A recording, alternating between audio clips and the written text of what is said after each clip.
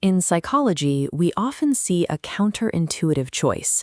A person escapes a source of deep pain, reaches the threshold of safety, and then turns back toward the darkness.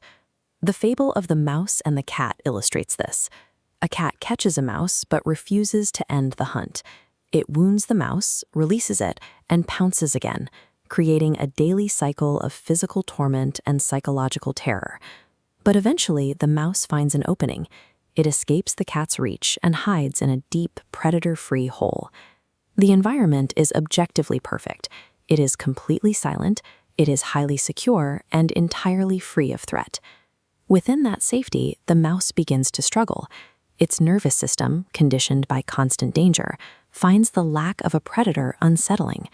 The unfamiliar silence feels like a new kind of suffocating pressure. The mouse eventually leaves its safe burrow and walks back into the open room, returning to the very claws that previously tortured it.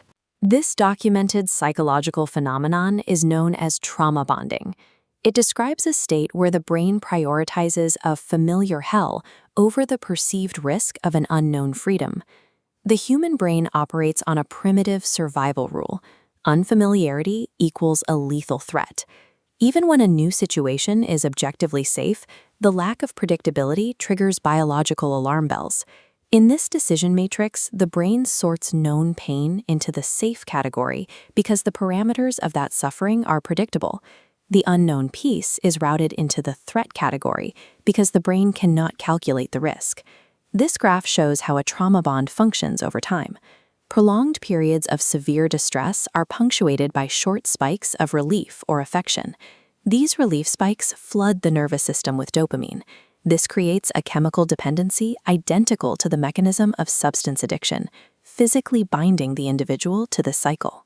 This chemical dependency targets the relief spikes, effectively hooking the individual on the rare moments of calm within the chaos. The return to a toxic situation is driven by a hijacked biological survival mechanism that overrides logical decision-making. Prolonged exposure to a toxic environment leads to identity erosion. Over time, the victim completely internalizes the pain, accepting the high-stress environment as their normal baseline state of being. This internal baseline makes peace feel like an anomaly. When the chaos stops, the victim experiences a crisis of self, feeling that they are only compatible with an environment of struggle. External chaos also serves a specific purpose. It is a constant, deafening distraction. It prevents the brain from focusing on anything other than immediate survival. When that chaos is removed, the resulting silence is overwhelming. Without the external threat to focus on, the brain is forced to process repressed memories and the weight of its own trauma. To escape this internal distress, the brain reflexively seeks out the old, familiar noise of the toxic environment. Re-entering a destructive relationship becomes a tragic method of drowning out the internal noise of a traumatized mind. Physical escape is only the opening act. The most difficult challenge is surviving the psychological withdrawal that follows the departure from a familiar hell. Success depends on awareness, recognizing that the intense urge to return is a predictable symptom of the trauma bond, rather than a genuine need for the person or the environment. As this timeline shows, the nervous system requires an extended period to recalibrate. Peace will feel uncomfortable and wrong until the brain accepts it as the new normal. Support systems act as essential anchors. Friends provide an external stability to interrupt the destructive cycle when survival instincts pull them back.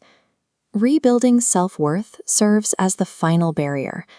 When an individual cultivates self-respect, they develop a psychological immunity to the gravity of toxic environments. Freedom is often terrifying because it is unknown. Enduring that initial discomfort is the only way to move past a familiar hell and into a safe reality.